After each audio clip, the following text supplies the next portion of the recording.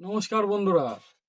আজ আপনাদের এমন একটা সেটিং দেখাবো যে সেটিংসটা দেখার পরে আপনাদের আর কোনো রকম সমস্যায় পড়তে হবে না।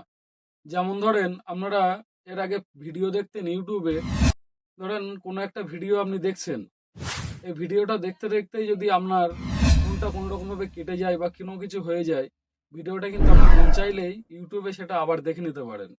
যেমন ধরেন এই ভিডিওটা আপনি একটু আগেই দেখেছেন, এটা দেখেন ওয়াচ লিস্ট এখানে দেখিয়ে দিচ্ছে।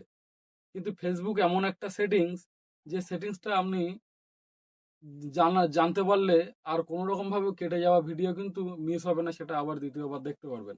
যেমন আমাদের দেখিয়ে দেই, ধরেন এই যে আমি একটু একটা ফেসবুকে রিলস দেখছি, ধরেন এই রিলসটা দেখতে দেখতে যদি কেটে যায়, এই রিলসটা তো আপনারা আগে দেখতে পেতেন না, কিন্তু এই ভিডিওটা দেখার পরে আপনারা এই রিলসটা দ্বিতীয়বার দেখতে পারবেন।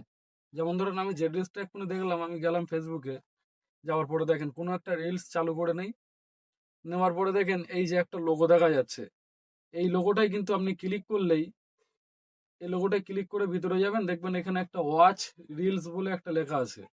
এই যে দেখেন ওয়াচ রিলস বলে এই লেখাটাই আপনি ক্লিক করলেই কিন্তু আপনি গত যত মানে পিছনে যত ভিডিও দেখেছেন সব ভিডিও কিন্তু এখানে দেখতে পাবেন। তো ভিডিওটা যদি আপনাদের ভালো লেগে থাকে তা লাইক করে